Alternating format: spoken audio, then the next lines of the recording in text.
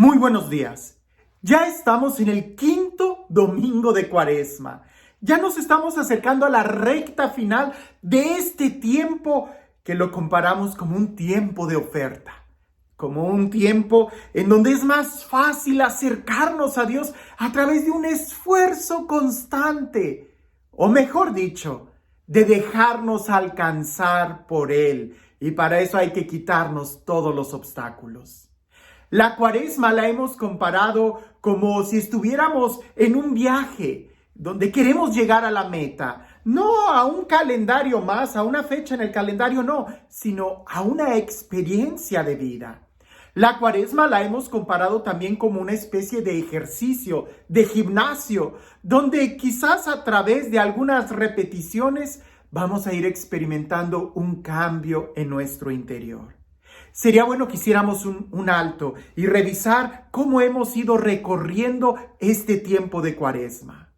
¿Recuerdas cuál fue el primer domingo de Cuaresma? ¿Cuál era el tema que el Evangelio nos proponía?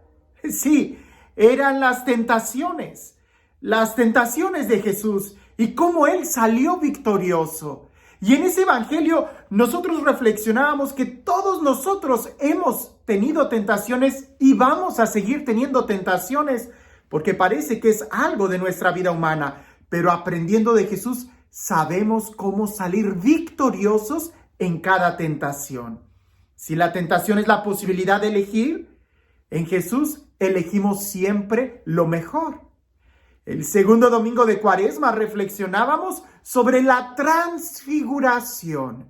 Sí, la transfiguración de Jesús en el monte, pero también era una invitación para nosotros esperar ese momento en nuestra vida. Cuando hablábamos de la transfiguración, repetíamos algunas palabras que nos iban a ayudar a profundizar en nuestra fe. Dios nos creó con una figura. Tristemente, el pecado nos desfigura. En Jesús nos configuramos para un día poder ser transfigurados en Él. La transfiguración no es sacar la mejor versión de nosotros mismos, como algunos autores dicen, sino más bien dejar a Dios ser Él a través de nosotros. Es mucho más alto que cualquier aspiración que nosotros pudiéramos tener. Esa es la meta, eso es lo que queremos en nuestra vida, dejar a Dios ser Dios en nosotros. Pero ¿recuerdas cuál era el tercer domingo de Cuaresma? Un domingo muy claro, donde Jesús entra al templo y purifica el templo, echa fuera a todos los vendedores. Aquella frase tan fuerte: no hagan de la casa de mi Padre una cueva de ladrones o un mercado, porque es un lugar de oración. Pero has de recordar que nosotros poníamos el énfasis que esa acción profética que Jesús realizó, en realidad lo que quiere es purificar cada templo de nosotros. San Pablo nos dirá: tú eres templo del Espíritu Santo. Dejemos que Jesús entre y nos purifique para que nuestro corazón solamente se honre a Dios. El cuarto domingo de Cuaresma reflexionábamos en cómo Jesús cambia la idea que se tenía de Dios y utiliza un signo muy fuerte, la de la serpiente que Dios mandó a Moisés construir. Dios le pidió a Moisés que hiciera una imagen de fierro, que la levantara y que todos aquellos que la vieran quedaran sanados de cualquier mordedura de serpiente. Eso solamente era un símbolo de lo que Jesús iba a realizar en la cruz. Si la serpiente en tiempos de Moisés, esa imagen que Dios mandó a hacer, simbolizaba la muerte y la vida, el veneno y la medicina, y muchos contrastes, la crítica del pueblo, la fidelidad de Dios, en fin, hoy Jesús, al ser levantado en la cruz, también simboliza muchos contrastes, lo peor del ser humano y al mismo tiempo lo mejor del ser humano. La crítica, la burla, la humillación, la muerte, el asesinato, pero al mismo tiempo simboliza la fidelidad de Dios, el amor de Dios, la plenitud, su compasión, su misericordia. Solamente Dios puede transformar esos escenarios. Nosotros reflexionábamos en aquel entonces ¿Qué es lo que miras cuando ves la cruz? ¿Ves solamente las heridas? ¿Ves solamente a un hombre sufriendo en la cruz? ¿O eres capaz de mirar a través de esas heridas el corazón lleno de amor de Dios por ti y por mí? Esa pregunta tiene que tener una trascendencia en nuestra vida. ¿Qué es lo que tú miras en tu sufrimiento? ¿Qué es lo que miras en ti? ¿Solamente lo peor? ¿O eres capaz de mirar el plan de Dios en tu vida? Hoy en el Evangelio es un Evangelio muy profundo, porque cuando hablamos del Evangelio de San Juan tenemos que tener en mente todo el Evangelio. Hay unos griegos que se acercan a alguno de los discípulos de Jesús y le dicen, queremos ver a Jesús. Cuando los discípulos se acercan y le dicen a Jesús que allá hay algunos griegos que quieren verlo, Jesús sabe que ha llegado el momento, la hora. Y eso es muy fuerte en el Evangelio de San Juan, porque número uno, la salvación se desborda para todos. No es únicamente para los judíos, sino que Jesús ha venido a salvar a todo el género humano. Por eso, durante su ministerio, Jesús tuvo preferencia únicamente al pueblo de Israel para predicar, para sanar. Pero en este momento, cuando ya las naciones extranjeras, los griegos, se acercan y quieren ver a Jesús, Él sabe que la salvación ya se está desbordando. Y es ahí donde dice, la hora ha llegado, donde tengo que ser glorificado. ¿Qué hora? ¿De qué momento está hablando Jesús? ¿De las 5 o 6 de la tarde? No, Él está hablando del momento pleno. ¿Recuerdas en el Evangelio de San Juan al principio, como cuando María le pide a Jesús ese milagro de convertir el agua en vino en las bodas de Caná? ¿Qué es lo que le dice Jesús a la Virgen María? Todavía no llega mi hora.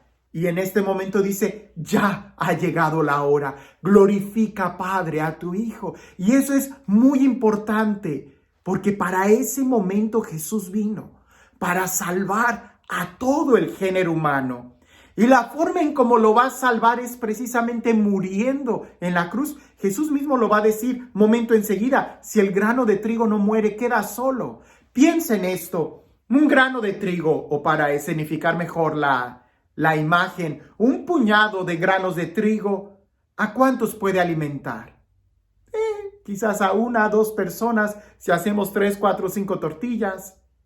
Pero si ese grano de trigo, en lugar de pulverizarlo y hacerlo tortilla, lo sembramos para que muera, va a crecer y va a producir muchos granos más.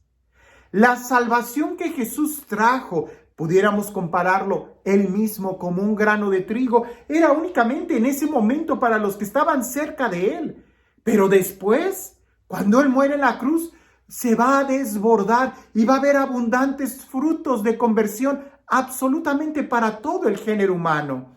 Por eso Jesús termina diciendo este evangelio, cuando se ha levantado, atraeré a todos hacia mí. La pregunta que podemos hacernos este 5º domingo de Cuaresma es, ¿queremos nosotros ver a Jesús?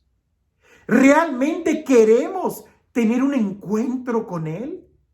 Esto es de suma importancia, porque si los griegos en aquel entonces, y mira, griegos, que ellos tenían muchas filosofías, era la cuna del pensamiento occidental, ellos ya estaban buscando a Jesús.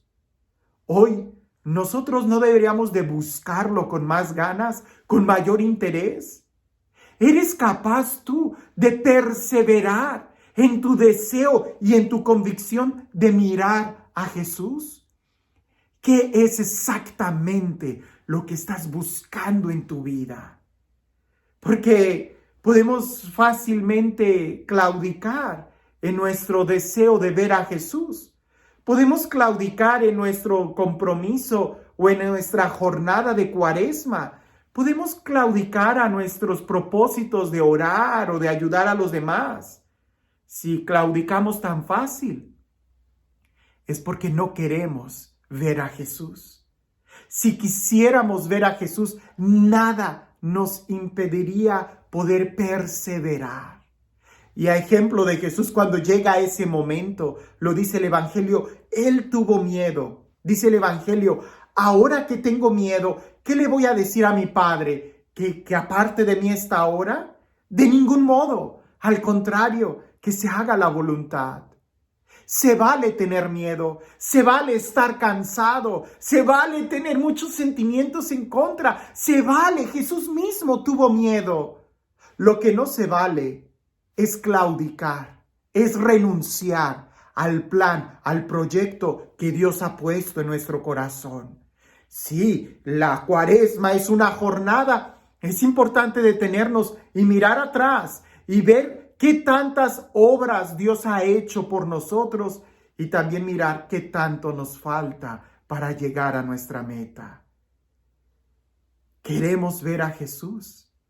Expresemos este deseo con una conversión interior y no nos detengamos, que aunque estemos muy cansados, no hemos llegado hasta aquí para tirar la toalla, sino más bien para seguir peleando, que para ello tenemos a Jesús que nos ha mostrado cuánto amor nos ha tenido.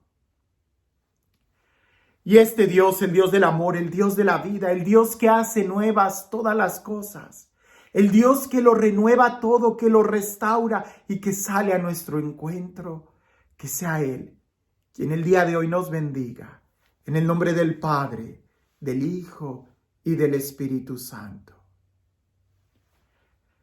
Pudiéramos hablar de muchos ejemplos de Tomás Alva Edison y de muchos otros que perseveraron una y otra vez hasta lograr llegar a su propósito, inventar la bombilla eléctrica, inventar los carros de combustión interna y no sé qué tantas otras cosas de gente que ha logrado perseverar.